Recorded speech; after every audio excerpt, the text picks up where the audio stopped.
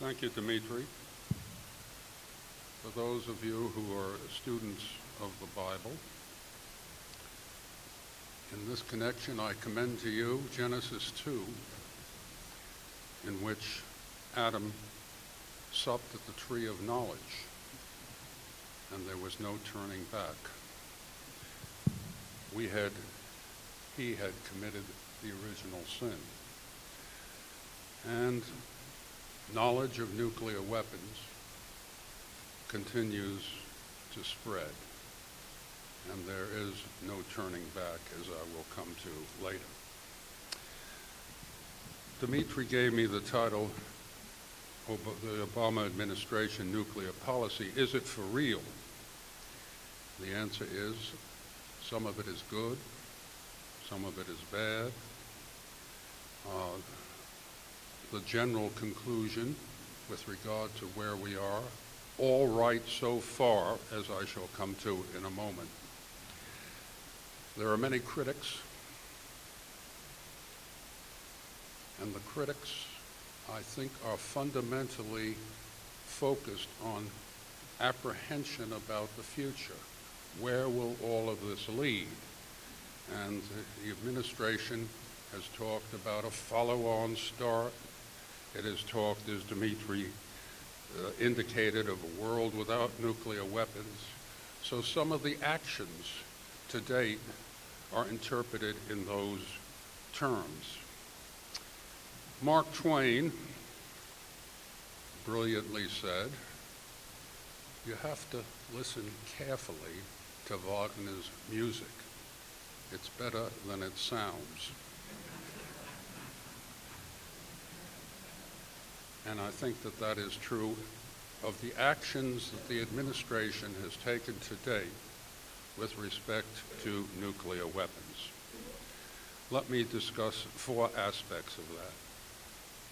First, the Nuclear Posture Review that was released by the Department of Defense about a month ago.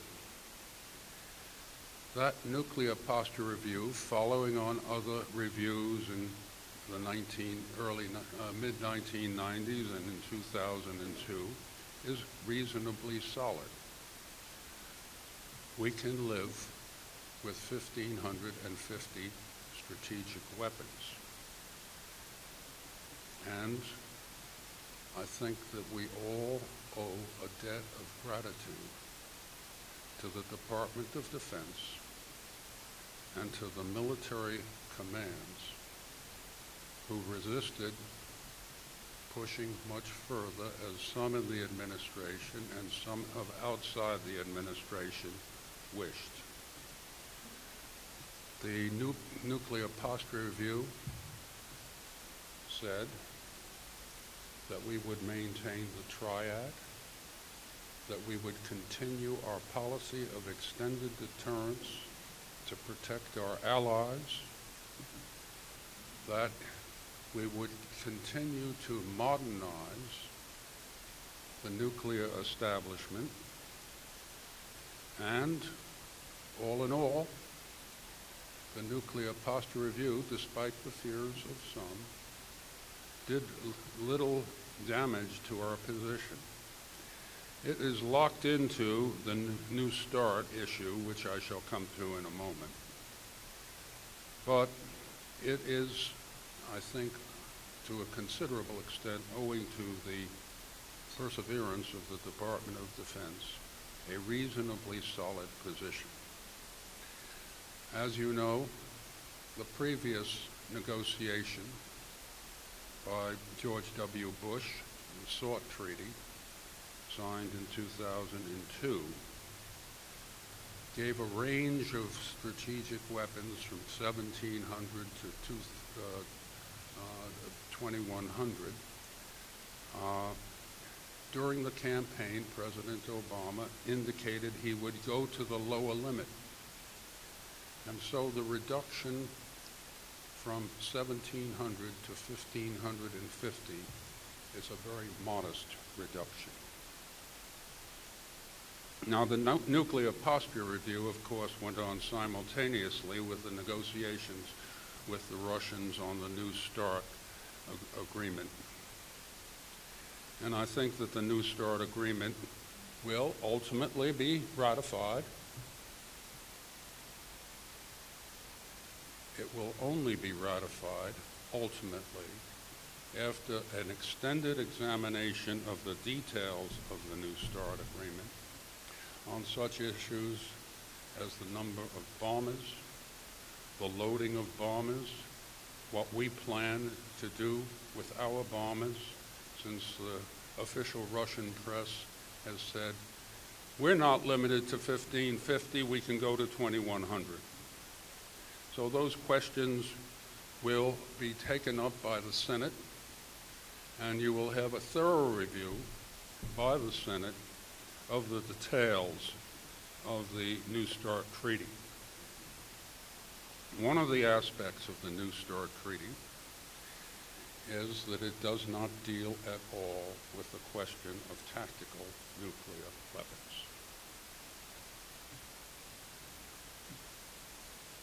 The Russians have announced that they have 3,800 tactical nuclear weapons.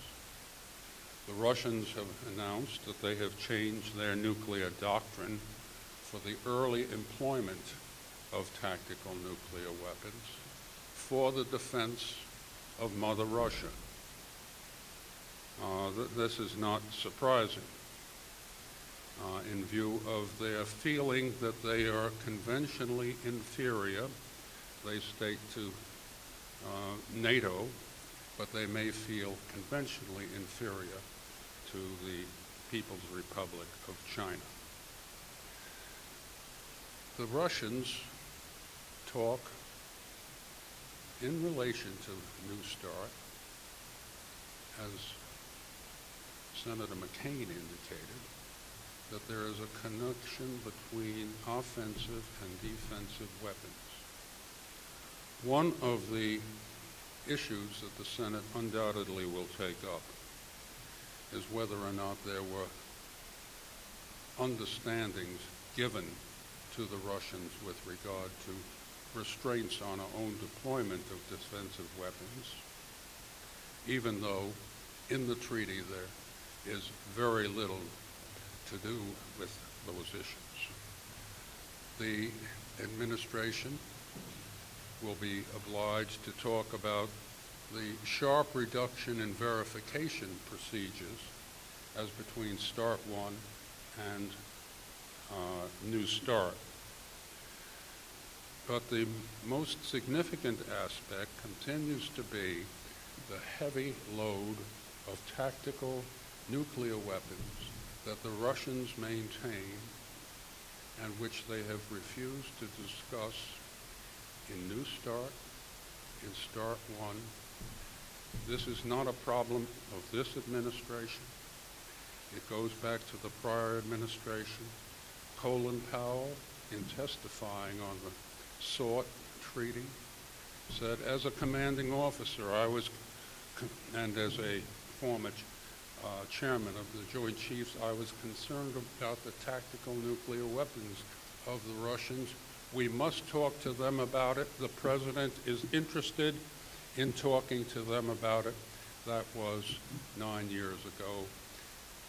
In this negotiation, the Russians simply said, we will not discuss it. The Russian position on tactical nuclear weapons is, we won't even discuss it. We won't even think about it until you withdraw your tactical nuclear weapons, which are in the low hundreds, from Europe. A line that they have steadily used throughout the arms control negotiations over the past decades, when they demanded that we compensate them in terms of strategic weapons for our forward-based weapons in Europe.